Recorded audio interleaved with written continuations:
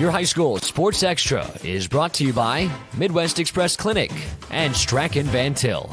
The high school wrestling season has reached its conclusion, and multiple wrestlers from the Northwest Indiana area took their talents to the state capitol. Let's see how they all fared. Starting in the 106-pound weight class, we find Lake Central's Cruz Orweta. The freshman gets the escape point. Orweta ends up in 6th place for the day. Staying in 106, we move on to Crown Point's Sam Westfall. Westfall with the deep shot before converting it into 2 points. The junior's efforts earned him 7th place at state.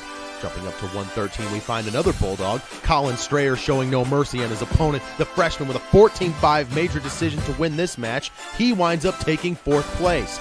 Continuing in 113, we have Noel Verduzco of Lowell next. The Red Devil earns an escape point, and as it turns out, that's all he would need to win the 3rd place match. On to 120. That's where we meet up with Gavin Lewis, the sophomore, the big-time takedown. Lewis winds up taking 3rd place in his weight class. Next up is Gavin Gendris in 126. The senior going for the leg before taking control and grabbing the first points of the match. Gendris ends his career with a 2nd place finish.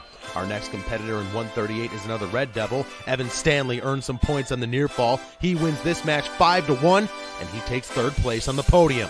Let's move on to 144. That's where we meet Luke Reed. The Valpo Viking starts this match down and has to battle his way back in it. Reed wins 13-11, and he claims 4th place. The next man up is Maryville's Marlon Kirksey in 150. The Pirate earns himself near fall points. Kirksey earns 6th place for the day.